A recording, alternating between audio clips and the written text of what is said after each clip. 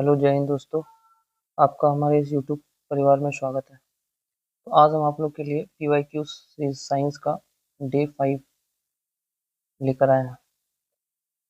तो स्टार्ट करने से पहले मैं आपको कुछ इन्फॉर्मेशन दे देना चाहता हूँ, ध्यान से सुन लीजिएगा। आपका अभी यूट्यूब पे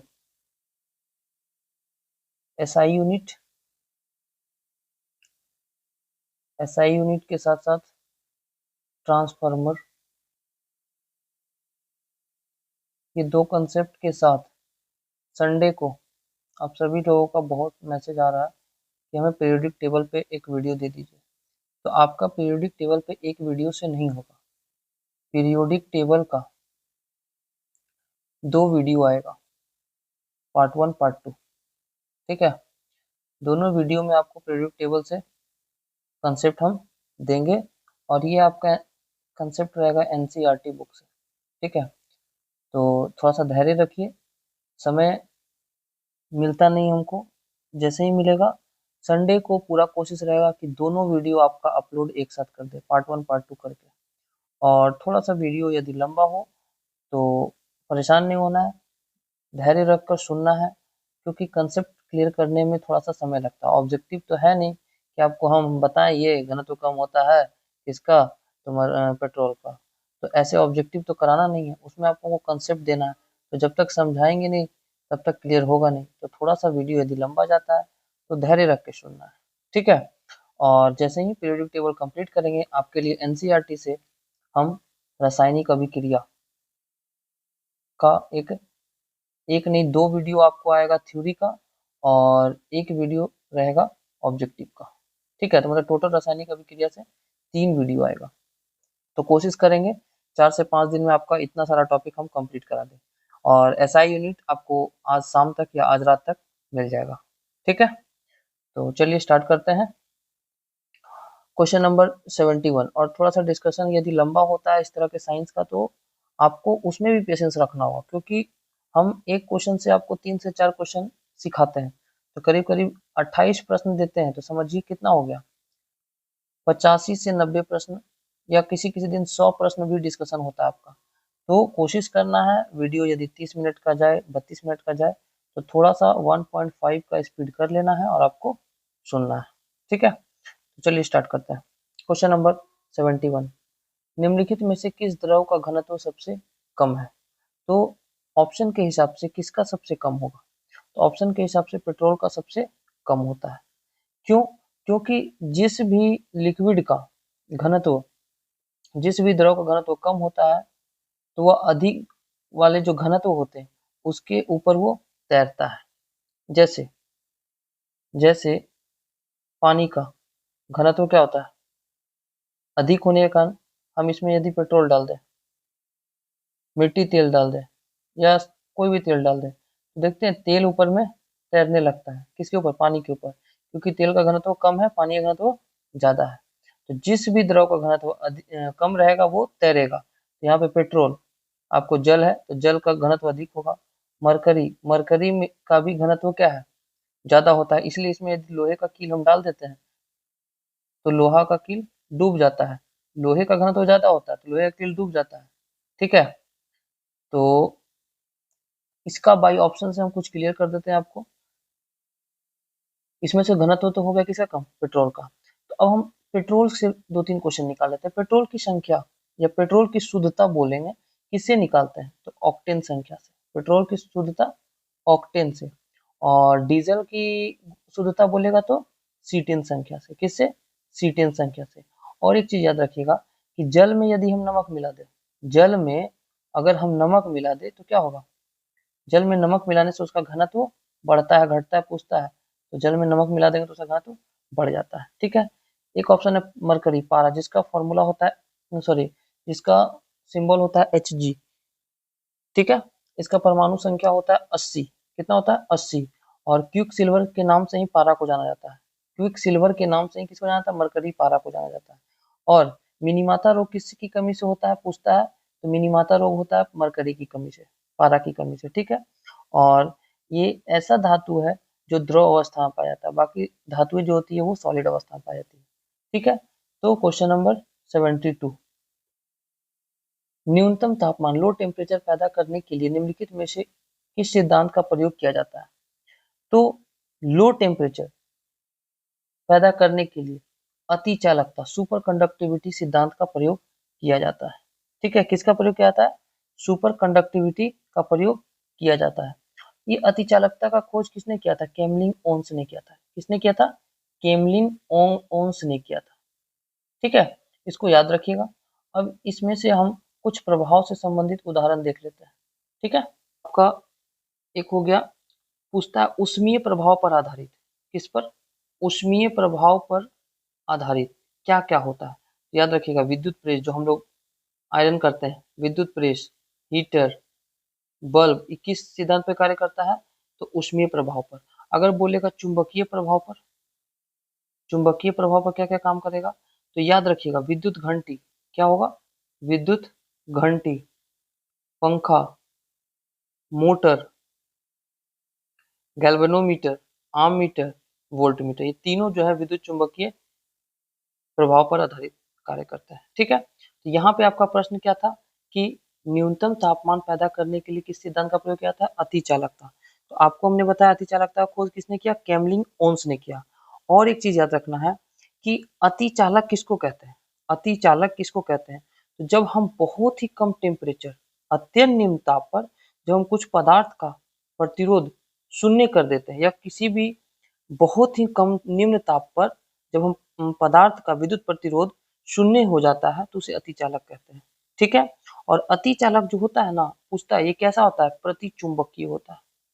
कैसा होता है? प्रति चुंबकीय होता है। ठीक है, याद रहेगा इतना।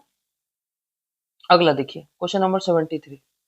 क्वेश्चन नंबर 73 कहता है कि प्रकाश विद्युत सेल बदलता है किसको किसमें? तो प्रकाश विद्युत सेल जो होता है वो आपको प्रकाश ऊर्जा को वैद्युत ऊर्जा में बदलता है। तो इसमें कुछ हम लोग देख लेते हैं, एग्जाम्पल नोट डाउन कर लीजिएगा, हम बोल दे रहे हैं, सारा लिखना तो पॉसिबल नहीं है। आपका सौर सेल, सौर सेल किसको किसमें बदलता है? याद रखिएगा, प्रकाश ऊर्जा को विद्युत ऊर्जा में। ये भी प्रकाश ऊर्जा को विद्युत ऊर्जा में। ठीक है, दूसरा देख लेते हैं डायनामो। डायनामो किसको बदलता है? यांत्रिक को विद्युत में। ठीक है, विद्युत मोटर, विद्युत को यांत्रिक में, विद्युत को यांत्रिक में। ठीक है, विद्युत सेल बोलेगा, जो बैटरी होता है, विद्युत सेल, वो किसको किसमें बदलेगा? तो रासायनिक ऊर्जा को विद्युत ऊर्जा में, रासायनिक ऊर्जा को विद्युत ऊर्जा में। ठीक है, फिर आपसे पूछता है माइक्रोफोन। माइक्रोफोन किसको किसमें बदलता है? तो याद रखिएगा, माइक्रोफोन जो होता है वो ध्वनि को किसमें बदलेगा? विद्युत में। ध्वनि को विद्युत में। अगर आपको बोल दे लाउड स्पीकर, लाउड स्पीकर, सब यार सब नोट डाउन करते जाना आपको। विद्युत ऊर्जा को विद्युत ऊर्जा को ध्वनि ऊर्जा में, विद्युत ऊर्जा को ध्वनि ऊर्जा में। तो इतना सारा जो हमने फैक्ट बताया इसको याद रखिएगा। ठीक है, क्वेश्चन नंबर 74। 74 क्या कहता है? अलग अलग द्रव्यमान, भिन्न भिन्न द्रव्यमान के दो पत्थर को एक भवन से गिराया जाता है तो क्या होगा? तो अलग अलग द्रव्यमान, मान लीजिए एक भारी है एक हल्का, दो पत्थर है, तो एक भवन से गिरा जाएगा, तो एक एक साथ गिराया जाएगा, तो क्या होगा? धरती पे कौन पहले पहुंचेगा? तो एक चीज याद रखिएगा, जब जब हम निर्वात में बात कर देंगे, जब हम निर्वात में गिराएंगे तो वो एक साथ दोनों गिरेगा। लेकिन यदि हम वायु की उपस्थिति में बात कर दें, वायु की उपस्थिति में, तो क्या होगा? बड़ा वाला पहले गिरेगा और बाद में छोटा वाला गिरेगा। निर्वात में दोनों साथ साथ गिरेगा, वायु की उपस्थिति में बड़ा वाला पहले, छोटा वाला बाद में। तो यहाँ पे क्या बोला? भिन्न भिन्न द्रव्यमान के दो पत्थर को एक भवन के शिखर से गिरा जाता है। मतलब यहाँ पे इसको एक लाइन और लिखना चाहिए। इस क्वेश्चन के हिसाब से अगर कुछ नहीं दिया है तो आप इसको क्या मानिएगा? वायु की उपस्थिति में, ये कुछ नहीं है, तो वायु की उपस्थिति में बड़ा पत्थर जमीन पे पहले गिरेगा, छोटा पत्थर बाद में गिरेगा, तो ऑप्शन बी होगा। लेकिन इस प्रश्न का उत्तर एक आंसर किताब में आपको ये दिया, दोनों पत्थर जमीन पे साथ पहुंचेगी। वो साथ कब पहुंचेगा? जब हम निर्वात में गिराएंगे दोनों को। ठीक है, अब आंसर क्या लिया है नहीं पता, बट हमने आपको कंसेप्ट दिया कि निर्वात में एक साथ गिरेगा दोनों। लेकिन अगर वायु की उपस्थिति में रहेगा तो बड़ा वाला पहले, छोटा वाला बाद में गिरेगा। ठीक है, तो 74 का आंसर मेरे हिसाब से 2 होना चाहिए। बुक में आंसर 3 दिया है, आप लोग कमेंट जरूर कीजिएगा कि इसका सही उत्तर क्या होना चाहिए। क्वेश्चन नंबर 75, पल्सर क्या होता है? तो पल्सर एक तेजी से घूमने वाला तारा है। क्या है? तेजी से घूमने वाला तारा है। साइरस भी एक प्रकार का क्या है? चमकीला तारा है। साइरस क्या है? एक प्रकार का चमकीला तारा है।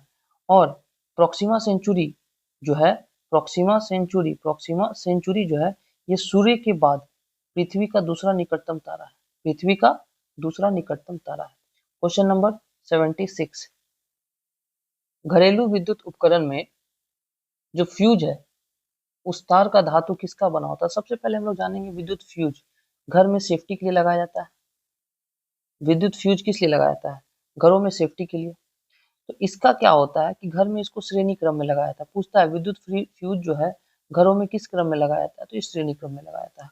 और इसका गलनांक क्या होता है? कम होता है। गलनांक क्या होता है? कम होता है। और प्रतिरोध क्या होता है? ऊंचा होता है। दोनों याद रखिएगा, प्रतिरोध क्या होता है? ऊंचा होता है। तो यहाँ क्या पूछा? घरेलू विद्युत उपकरण में सुरक्षा फ्यूज की दृष्टि से फ्यूज को क्यों लगाया जाता है? क्योंकि इसका गलनांक क्या होगा? कम होगा, और प्रतिरोध उच्च होगा। तो आंसर 76 का 2 हो जाएगा। ठीक है, इसी को हम लोग अब घर में एमसीबी बोलते हैं, है ना, मिनिएचर सर्किट ब्रेकर। और विद्युत फ्यूज हमने आपको बताया किस सिद्धांत पर कार्य करता है अभी? ऊष्मीय प्रभाव। किस पर? ऊष्मीय प्रभाव पर। और विद्युत फ्यूज जो होता है किसका बना होता है? सीसा प्लस टीन का। सीसा प्लस टीन का। जब घरों में ओवरलोडिंग ओवर करंट हो जाता है तो उससे हमारे घर को सुरक्षा प्रदान करता है ये विद्युत फ्यूज। क्वेश्चन नंबर 77, निम्नलिखित कण एक ही गतिज ऊर्जा के साथ चल रहे हैं तो उसमें सबसे अधिक संवेग किसका होगा? तो सबसे पहले थोड़ा सा समझ लीजिएगा, गतिज ऊर्जा क्या होती है? काइनेटिक एनर्जी जो होता है हाफ एम वी स्क्वायर होता है। ये कंसेप्ट है कि एक ही गतिज ऊर्जा के साथ चल रहा है तो किसका संवेग अधिक होगा। तो हम तो यहाँ बता देंगे तो आप रट लीजिएगा, लेकिन कंसेप्ट दे देंगे तो आगे वाले क्वेश्चन में आपको क्लियर करेगा। तो समझ लीजिए, थोड़ा सा समय देते हैं। Kinetic energy is equal to होता है हाफ एम वी स्क्वायर। तो यहाँ से वी स्क्वायर क्या हो जाएगा? काइनेटिक एनर्जी को सिर्फ के लिख रहे हैं, के इंटू 2/m। तो v इज इक्वल टू क्या हो जाएगा? रूट अंडर के इंटू 2/m होगा। अब हम लोग यहाँ पे किसका बात किया? संवेग का। संवेग क्या होता है? संवेग मास इंटू वेलोसिटी, द्रव्यमान गुणे वेग होता है। तो यहाँ से v इज इक्वल टू क्या हो जाएगा? p/m हो जाएगा। v इज इक्वल टू क्या हो जाएगा? p/m। या फिर हम इसको क्या करते हैं कि p is equal to m v जो है, तो यहाँ से p is equal to m into v के स्थान पे ये रख देते हैं, रूट अंडर 2k/m रख सकते हैं। तो यहाँ से p इज इक्वल टू क्या हो जाएगा?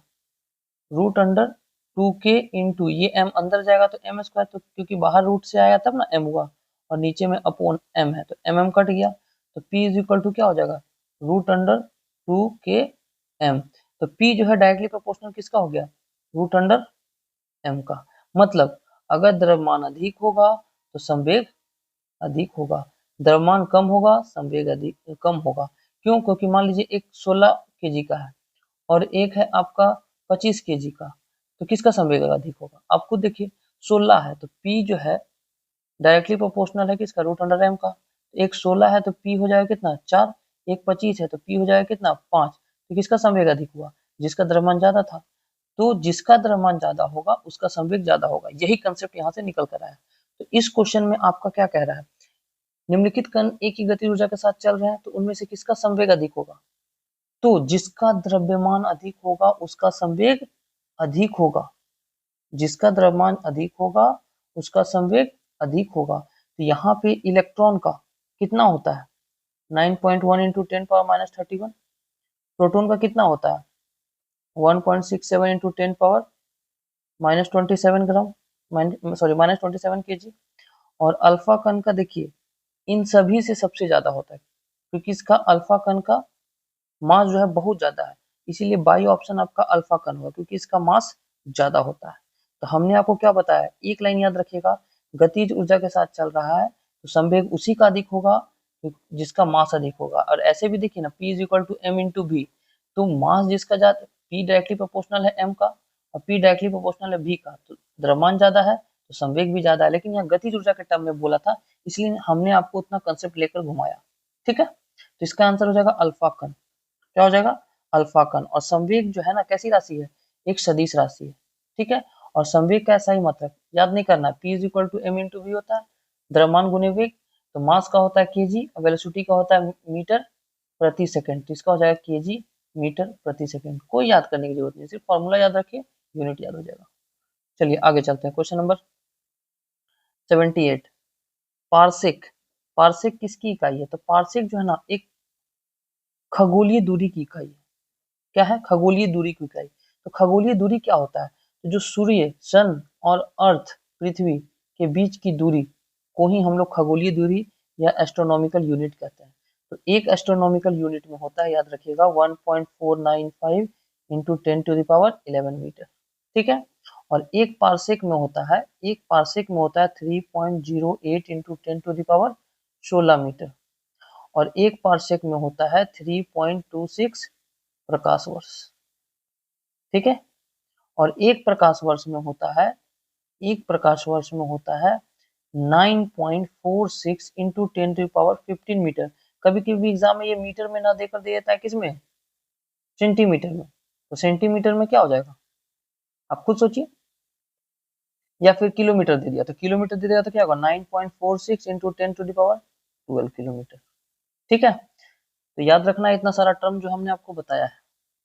इसमें समय का सही मतलब सेकंड होता है, दाब का सही मतलब पास्कल होता है, प्रेशर, दाब is equal to force per unit area, मतलब न्यूटन प्रति मीटर स्क्वायर भी होता है आपका प्रेशर का SI यूनिट, या फिर इसको हमको पास्कल भी बोलते हैं। ऊर्जा का SI यूनिट हमने बताया था आपको, क्या होता है? जूल होता है, या KWH होता है, किलो वाट आवर। ठीक, क्वेश्चन नंबर 79। थोड़ा डिस्कशन देखिए, करेंगे तो समय लगेगा, तो कोशिश करना है वीडियो को ध्यान से देखने का। प्रश्न आपका एग्जाम में यहीं से टपकेगा। कौन सा एक अदिश राशि है? तो पहले हम लोग अदिश और सदिश के बारे में चर्चा कर ले, या सिर्फ टिक लगवा दे? क्योंकि सीखना जरूरी है कि अदिश किसको कहते हैं, सदिश किसको कहते हैं। तो हम लोग जानते हैं भौतिक राशि दो प्रकार का होता है, एक सदिश होता है और एक अदिश होता है। ठीक है, एक सदिश होता है और एक अदिश होता है। सदिश किसको कहते हैं?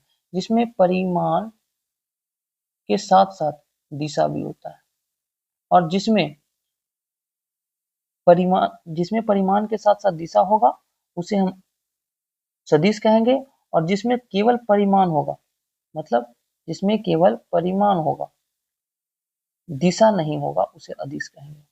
अब याद कैसे रखेंगे इतना? तो देखिए हम लोग कैसे याद किए थे, एग्जाम में क्वेश्चन गलती नहीं होता है, जनरली जिसमें वो आ गया ये हो जाता है सदिश। हमने जैसे याद किया आपको भी वही बता रहे हैं, जनरली देखिएगा जिसमें वो आ गया वो हो गया सदिश। एक्सेप्शन में आपको याद रखना है कि वैसा वैसा टर्म जो वह आता है और अदिश हो, तो हो गया विद्युत धारा, अदिश है, विद्युत धारा अदिश है। ठीक है, विद्युत विभव वो आया है ना, विद्युत विभव इसमें वो आया, ये भी अदिश है। विद्युत फ्लक्स, विद्युत फ्लक्स ये भी क्या है? अदिश राशि है। विद्युत आवेश, विद्युत आवेश, विद्युत आवेश, और एक आपका हो गया घनत्व। ठीक है, इसमें देखिए वो आया, विद्युत आवेश में वो आया, विद्युत फ्लक्स में वो आया, विद्युत विभव में वो आया, और विद्युत धारा में वो आया। इतना आपको याद रखना है कि वह जो है एक्सेप्शन है जो अदिश है, बाकी जितना वो आएगा सब सदिश होगा। कंफ्यूजन नहीं होना है, अगर नहीं याद रहता है तो अब ऑप्शन के साथ खेलिए। कौन सा अदिश राशि है? मतलब अदिश राशि में वह नहीं आएगा, तो बल में वह है, ये नहीं होगा। त्वरण में वह है, नहीं होगा। आवेग में वह है, नहीं होगा क्योंकि सदिश है। किसमें वह नहीं है? कार्य में, तो कार हो जाएगा 79 का आंसर। आई बात समझ में? इस तरह से रिलेट कीजिएगा, और जिसका एक्सेप्शन था हमने आपको लिखवा दिया, उसको नोट डाउन करके रख लेना है आपको। ठीक है, चलिए क्वेश्चन नंबर 80। बार। बार किसका मात्रक है? तो बार जो है वायुमंडलीय दाब का मात्रक है। किसका मात्रक है? वायुमंडलीय दाब का मात्रक है। तो एक बार में होता है 10⁵ पास्कल, याद रखिएगा। और एक एटीएम, एक एटमॉस्फेरिक, एक एटीएम में होता है 1.01 इंटू 10⁵ पास्कल, यही चीज बोले। या फिर इसी को हम लोग बोल सकते हैं 760 टॉर होता है।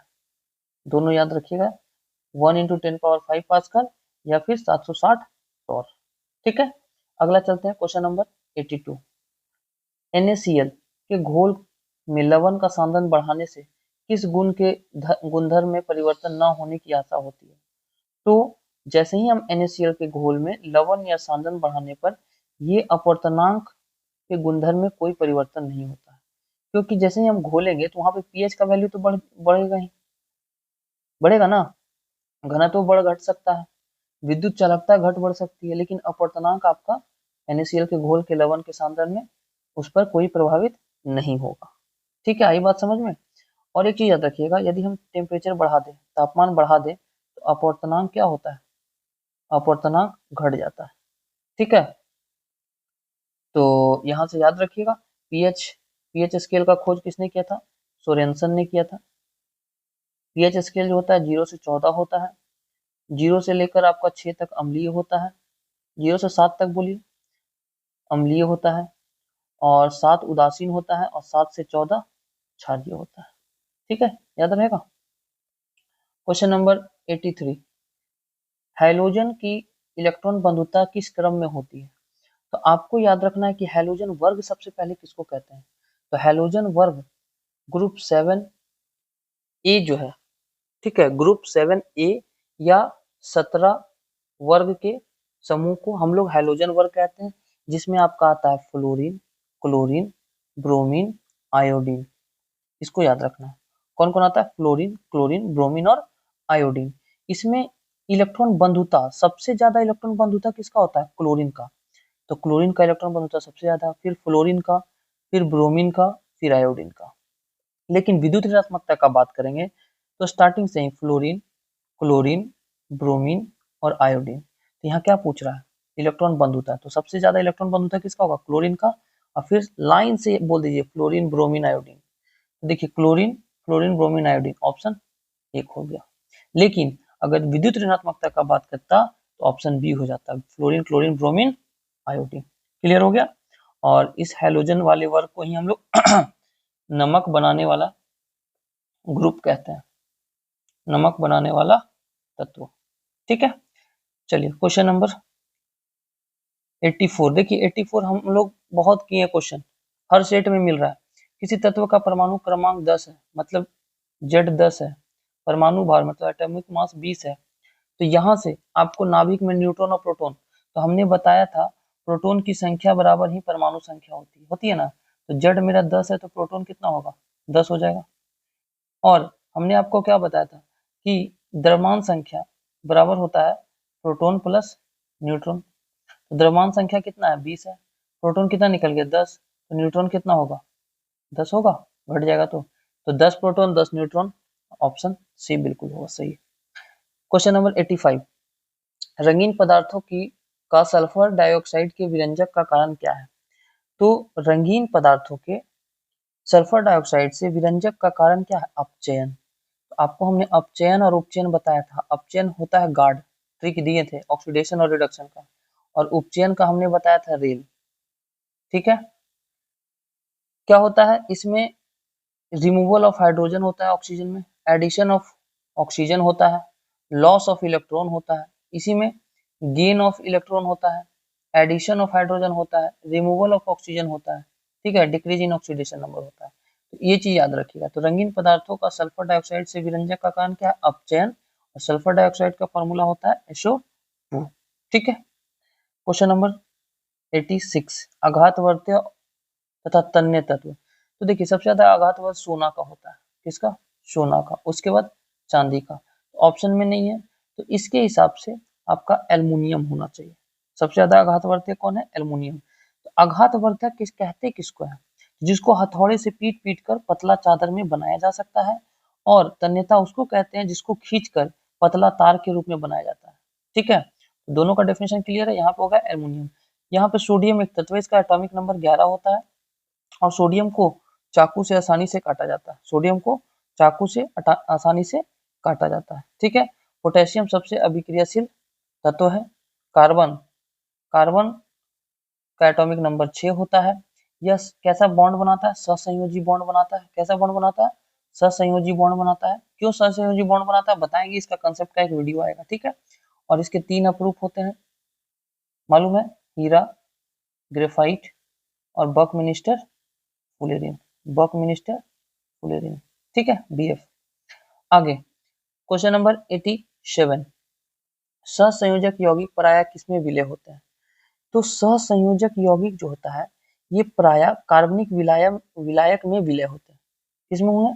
जो कार्बनिक विलायक है ना उसी में ये विलय होंगे। तो अब सहसंयोजी यौगिक में कौन कौन आता है याद कर लीजिएगा, एग्जाम में आपसे पूछेगा कौन सहसंयोजी है। तो सहसंयोजी उसको कहते हैं जो ना तो इलेक्ट्रॉन को त्याग करते हैं ना तो इलेक्ट्रॉन को ग्रहण करते हैं, सिर्फ क्या करते हैं, इलेक्ट्रॉन का आदान प्रदान करते हैं। मतलब जैसे मान लीजिए एक व्यक्ति ये है, ठीक है, और एक व्यक्ति ये है, ये लड़की हुई ये लड़का हुआ, ठीक है, इसको 5 रुपए की अभी आवश्यकता है, इसके पास अभी 5 रुपए है, तो इसको 5 रुपए की आवश्यकता है, तो ये इससे क्या करेगा कि अभी तुम हमको दे दो, जब तुमको जरूरत रहेगा तो हम 5 रुपए दे देंगे। तो इससे ये क्या किया, साझेदारी किया कि अभी हमको दे दो, जरूरत है, कल तुमको जरूरत होगा हम दे देंगे। तो ये बॉन्ड बनाया, इन दोनों के बीच में एक बॉन्ड बना, यही बॉन्ड कहलाता है सहसंयोजी। मतलब यहाँ पे ऐसा नहीं है कि ये दे दिया अपने आप को, मतलब होता है ना किसी के पास, मेरे पास ज्यादा पैसा है, मान लीजिए मेरे पास 100 रुपया है, उसको 5 रुपया जरूरत है तो वो दे दिया, तो क्या किया, इलेक्ट्रॉन त्याग दिया अपना। लेकिन ये त्यागा नहीं, बोला कि हमको अभी आवश्यकता है तो ये 5 रुपया दे दो, कल तुम्हें जरूरत होगी तो मैं दे दूंगा। तो दोनों में एक बॉन्ड बना, यही बॉन्ड कहलाता है सहसंयोजक बॉन्ड। तो सहसंयोजक बॉन्ड जो होता है किसमें विलय होता है, कार्बनिक विलायक में, कार्बनिक विलायक में। अब सहसंयोजी में कौन कौन एग्जाम्पल आता है याद नोट डाउन कर लीजिए, CCl4, CO2, methane CH4, ammonia NH3, HCl, graphite और CSCl3। इतना याद रखिएगा, सहसंयोजी में आता है, पूछेगा इनमें से कौन सहसंयोजी का उदाहरण है या कौन नहीं है। चलिए तो इसका आंसर हो जाएगा कार्बनिक विलायक। 88 का चलते हैं अगला क्वेश्चन। सोडा लाइम की एक बोतल को गर्दन से पकड़ा गया और ऊर्ध्वाधर वृत्त में तेजी से घुमाया गया, बोतल के किस भाग के निकट बुलबुले एकत्र होंगे? तो बोतल के गर्दन के निकट आपका बुलबुला जो है बहुत ही तेजी से एकत्र होगा, क्योंकि बोतल के शीर्ष भाग में इसीलिए एकत्र होंगे क्योंकि जो द्रव से गैस जो है वो हल्का होता है, द्रव से गैस क्या होता है, हल्का होता है, और गैस हल्का होगा तो वो क्या होगा, ऊपर उठेगा, ठीक है। अब यहाँ पे एक आया सोडा लाइम, सोडा लाइम जो है ना ये किसका किसका मिश्रण है? तो याद रखिएगा सोडा लाइम जो है आपका NaOH सोडियम हाइड्रोक्साइड और कैल्शियम हाइड्रोक्साइड का मिश्रण है। सोडा लाइम किसका किसका मिश्रण है, कैल्शियम हाइड्रोक्साइड और सोडियम हाइड्रोक्साइड का, ठीक है। सोडा लाइम का भी फॉर्मूला एक होता है, हमको भी ध्यान नहीं है, हम बता देंगे आपको। ऐसे इसका शायद सोडा लाइम होता है कैल्शियम हाइड्रोजन नाइट्रेट NaO2 होता है, कैल्शियम हाइड्रोजन Na2 करके है, देख लीजिएगा इसको, है ना, डाउट में है, इसको आप लोग देख के कमेंट कर लीजिएगा सोडा लाइम का फॉर्मूला। चलिए 89, कार्बन मोनोऑक्साइड एक अज्वलनशील गैस है, कौन सा गैस ज्वलनशील है? तो कार्बन मोनोऑक्साइड जो है हमारा अज्वलनशील गैस है, इनफ्लेमेबल गैस है। लेकिन बाई ऑप्शन आप जानते हैं कि हाइड्रोजन भविष्य का ईंधन है, तो ये सबसे ज्यादा ज्वलनशील गैस है। लेकिन ऑक्सीजन क्या है, जलाने में मदद करता है, ये खुद जलता नहीं, जलाने में मदद करता है। तो ऑक्सीजन नहीं रहेगा तो जलेगा नहीं, लेकिन हाइड्रोजन क्या है, ज्वलनशील है, इसलिए इसे भविष्य का ईंधन कहते हैं। आई बात समझ में? हाइड्रोजन को क्या कहते हैं, भविष्य का ईंधन ईंधन कहते हैं, ठीक है। क्वेश्चन नंबर 89, वायवीय श्वसन प्रक्रिया को चाहिए, वायवीय श्वसन को प्रक्रिया क्या चाहिए? तो जब भी हम वायवीय मतलब ऑक्सीजन के प्रेजेंस में, तो एरोबिक रेस्पिरेशन जो होगा आपका ऑक्सीजन के प्रेजेंस में होगा, अवायवीय जो होता है ऑक्सीजन के प्रेजेंस में नहीं होगा, ठीक है। क्वेश्चन नंबर 91, कोशिका में कौन सी पाचन थैली कहलाती है? पाचन थैली, तो पाचन जो होता है लाइसोसोम होता है। तो थोड़ा सा लाइसोसोम के बारे में जान लेते हैं कि लाइसोसोम क्या है। तो इसका खोज जो है डी दुबे ने किया था, किसने किया था, डी दुबे ने किया था, ठीक है। तो ये क्या करता है कि जो हमारे कोशिका के अंग में टूटे फूटे भाग को पचाने में ये मदद करता है, पचाने में मदद करता है, मतलब एक प्रकार का ये पाचक एंजाइम है। लाइसोसोम क्या है, एक प्रकार का पाचक एंजाइम है, इसीलिए इसे हम लोग लाइसोसोम, लाइसोसोम को आत्महत्या का थैली बोला जाता है, आत्महत्या का थैली बोला जाता है। ठीक है, और ये लाइसोसोम जो होता है ना वो झिल्ली से घिरा हुआ होता है। ठीक है, क्या होता है, झिल्ली से घिरा हुआ होता है। और याद रखिएगा, स्तनधारी के लाल रक्त कणिका में लाइसोसोम नहीं पाया जाता है। स्तनधारी के लाल रक्त कणिका में मतलब आरबीसी में लाइसोसोम नहीं पाया जाता है। ठीक है, एक आपका टर्म आ गया यहाँ पर गोल्जी काय। गोल्जी काय के बारे में एक दो लाइन याद रखना है कि गोल्जी उपकरण के द्वारा लाइसोसोम को भी बनाया जाता है और ये यातायात प्रबंधक में काम करता है। किसमें काम करता है, यातायात प्रबंधन में कार्य करता है। एक आपका ऑप्शन है माइटोकॉन्ड्रिया। एक क्या ऑप्शन है आपका, माइटोकॉन्ड्रिया। ये क्या करता है, श्वसन का मतलब श्वसन का ये सक्रिय स्थल है। यहाँ पे आपको ऊर्जा मुक्त होती है, इस रूप में एटीपी के रूप में, इसीलिए इसे कोशिका का शक्ति केंद्र, पावर हाउस ऑफ सेल कहा जाता है। माइटोकॉन्ड्रिया को पावर हाउस ऑफ सेल कहा जाता है। और माइटोकॉन्ड्रिया जो है अपना डीएनए, माइटोकॉन्ड्रिया में क्या होता है, अपना डीएनए और राइबोसोम होता है। अपना डीएनए और राइबोसोम होता है। ये अपना प्रोटीन खुद बनाता है माइटोकॉन्ड्रिया। और इसका खोज जो है अल्टमैन किया था और नामकरण किसने किया था, बेंडा ने किया था। ठीक है, एक और ऑप्शन है राइबोसोम। राइबोसोम किसे कहते हैं, तो राइबोसोम जो है ना ये प्रोटीन का फैक्ट्री कहा जाता है इसको। यूकैरियोटिक में राइबोसोम जो होता है 80S होता है और प्रोकैरियोटिक में 70S होता है। ठीक है, और राइबोसोम को सबसे पहले रॉबिन्सन और ब्राउन ने पादप कोशिका में देखा था और पैलेडेज जो है वो जंतु कोशिका में राइबोसोम को देखा था। ठीक है, इतना याद रखेगा रहेगा। क्वेश्चन नंबर 92, ऑस्टियोसाइट पाए जाते हैं। ऑस्टियोसाइट कहाँ पाया जाता है, तो ये आपका हड्डी में पाया जाता है। ऑस्टियोसाइट कहाँ पाया जाता है, हड्डी में पाया जाता है। ठीक है, तो हड्डी में एक ठोस कठोर मजबूत संयोजी ऊतक होता है। तो हम लोग एक चीज देख लेते हैं कि जो बोलता है ना लिगामेंट, लिगामेंट और एक होता है टेंडन, पूछता है। तो इसका एक ट्रिक देते हैं, बीबी लाल। देखते हैं बीबी, बीबी जो होती है घर में वो बहुत लाल रहती है, गुस्से में रहती है। तो बोन से बोन, बोन से बोन अगर जुड़ा है तो उसे लिगामेंट कहेंगे। ठीक है, बीबी लाल, बोन टू बोन लिगामेंट। और एक हम लोग मध्यकालीन भारत में मोहम्मद बिन तुगलक का नाम जानते हैं ना, जिसने दीवाने को ही कृषि विभाग का स्थापना किया था। तो एम से हो गया, बी से क्या होगा, टी से क्या होगा, तो टी से तो आपको मालूम है टेंडन, तो एम से हो गया आपका मांस, बी से हो गया बोन। मतलब अस्थि और मांसपेशी को जोड़ता है कौन, टेंडन, या मांस या अस्थि पेशी को कौन जोड़ता है, टेंडन। तो एमबीटी याद रखना है और उधर बीबी लाल याद रखना है। बीबी लाल हो गया मतलब बोन टू बोन लिगामेंट। ठीक है, चलिए नेक्स्ट चलते हैं, एलोसोम। एलोसोम क्या होता है, तो एलोसोम एक लिंग गुणसूत्र है। एलोसोम क्या है, एक लिंग गुणसूत्र है। ठीक है, गुणसूत्र का जो शीर्ष का जो भाग होता है ना उसको याद रखिएगा, इंपॉर्टेंट है, क्या कहते हैं, टेलोमियर कहते हैं। गुणसूत्र का जो शीर्ष भाग होता है वो टेलोमियर कहते हैं। ठीक है, आगे क्वेश्चन नंबर 94, चेचक होने का कारण क्या है। तो देखिएगा ध्यान से कि चेचक किस कारण से होता है। सबसे पहले तो ये बताइए, चेचक वायरस है, जीवाणु है, विषाणु है। तो चेचक जो है ये हमारा विषाणु से, वायरस से होने वाला रोग है। किससे, वायरस से। तो चेचक किसके कारण होता है, किस वायरस के कारण, तो वेरियोला वायरस के कारण। किस कारण से, चेचक वेरियोला वायरस के कारण। अगर आपको बोलेगा रूबियोला वायरस, रूबियोला वायरस होता है कोई, मोरबिलो वायरस होता है, खसरा, खसरा जो होता है ना ये भी विषाणु जनित रोग है।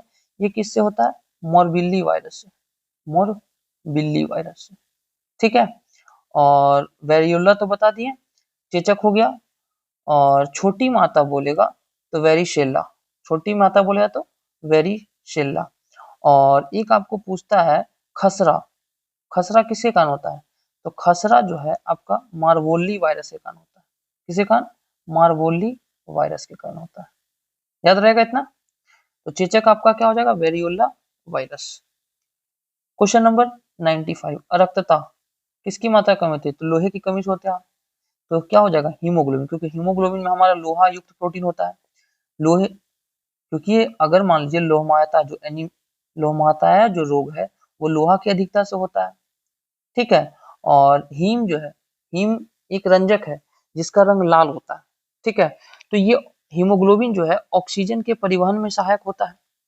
तो यहाँ हमसे क्या पूछ रहा है कि अरक्तता किसकी मात्रा कम होती है, तो हीमोग्लोबिन की मात्रा कम होती है, क्योंकि हीमोग्लोबिन में आपका लौ युक्त क्या होता है, प्रोटीन होता है।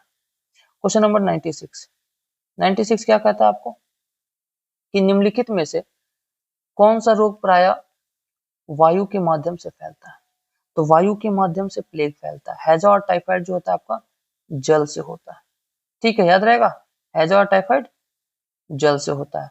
और ये ट्यूबरकुलोसिस है, तो आपको याद रखना है 6 रोग जो है ये भी जीवाणु जनित रोग है, ये माइकोबैक्टीरियम ट्यूबरकुलोसिस से होता है। किससे, माइकोबैक्टीरियम ट्यूबरकुलोसिस से होता है। नेक्स्ट क्वेश्चन, क्वेश्चन नंबर 97, अन्न एक समृद्ध स्रोत है, किसका, अन्न जो है आपका किसका समृद्ध स्रोत है, आपसे पूछेगा तो क्या होगा, स्टार्च होगा, ग्लूकोज होगा, फ्रक्टोज होगा, माल्टोज होगा। तो अन्न जो होता है वो स्टार्च का एक समृद्ध स्रोत है, ठीक है। और ये माल्टोज फ्रक्टोज से हम रिलेटेड, ग्लूकोज से रिलेटेड एक वीडियो आपके सामने लाएंगे बहुत जल्द, ट्रिक बेस्ड लाएंगे, है ना।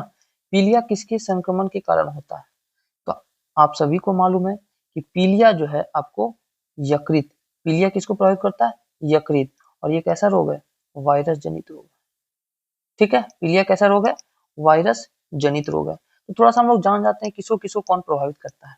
तो हम लोग पहले देख लेते हैं प्रोटोजुआ, प्रोटोजुआ के कारण क्या क्या रोग होता है और कौन सा चीज प्रभावित होता है, तो मलेरिया, मलेरिया से प्रभावित अंग बोलेगा तो क्या होगा, तिल्ली आरबीसी, तिल्ली एंड आरबीसी, ठीक है। आपका बोलेगा पेचिस, पेचिस से प्रभावित अंग, इंपॉर्टेंट से बता रहे हैं, पेचिस से आंत होता है, पेचिस से आंत होता है। कालाजार से प्रभावित अंग अस्थि मज्जा, क्या होगा, अस्थि मज्जा, ठीक है। पायरिया से मसूड़ा। अब चलते हैं थोड़ा सा जीवाणु जनित रोग, जीवाणु जनित रोग जैसे हैजा, हैजा और टाइफाइड, ये प्रभावित करता है आंत को, ठीक है। क्षय रोग किसको प्रभावित करता है, क्षय रोग फेफड़ा को, क्षय रोग फेफड़ा को, निमोनिया फेफड़ा को, निमोनिया फेफड़ा को, ठीक है। अगर हम वायरस जनित रोग चले, कौन सा, वायरस जनित रोग, वायरस में आपका एड्स किसको प्रभावित करता है पूछेगा, तो प्रतिरक्षा प्रणाली को, किसको, प्रतिरक्षा प्रणाली को, ठीक है। अगर आपसे बात करेगा खसरा, खसरा जो होता है पूरा संपूर्ण शरीर प्रभावित होता है। आपसे पूछेगा ट्रैकोमा, ट्रैकोमा आंख को प्रभावित करता है। मेनिंजाइटिस, मेनिंजाइटिस मस्तिष्क को करता है, किसको, मस्तिष्क को करता है। हर्पीज, हर्पीज त्वचा को करता है। कोविड 19 आया था ना, कोविड 19 ये गला और फेफड़ा को करता है। तो इतना सारा जो बताया फैक्ट, इसको याद रखिएगा, है ना। चलते हैं नेक्स्ट, अगला क्वेश्चन 99 नंबर, सामान्य व्यक्ति के दिल की धड़कन औसत दर कितना होता है, तो ये होता है 72 बार, कितनी बार, 72 बार। लास्ट क्वेश्चन आज का, ईईजी का प्रयोग किसकी गतिविधि दर्ज करने के लिए किया जाता है, तो ईई जो है आपका मस्तिष्क के लिए होता है, ईएमजी हो जो होता है मांसपेशी के लिए होता है, ईओजी जो होता है, ईओजी किसके लिए होता है, आंख के लिए होता है, ठीक है। ईओजी और ईसीजी हृदय के लिए होता है, ईसीजी किसके लिए होता है, हृदय के लिए, और ईईजी मस्तिष्क के लिए। तो देखिए थोड़ा सा डिस्कशन लंबा चला है, क्योंकि आपको इसमें बहुत सारा फैक्ट और क्रीम हम निकाल कर दिए हैं। तो कोशिश करना है 1.5 के स्पीड में सुन लेने का, और कोई भी डाउट हो, कोई भी क्यूरी हो, आप कमेंट बॉक्स में डाल दीजिएगा, हम आपका सॉल्यूशन कर देंगे, ठीक है। चलिए मिलते हैं तब तक के लिए नेक्स्ट वीडियो में। जय हिंद, थैंक यू।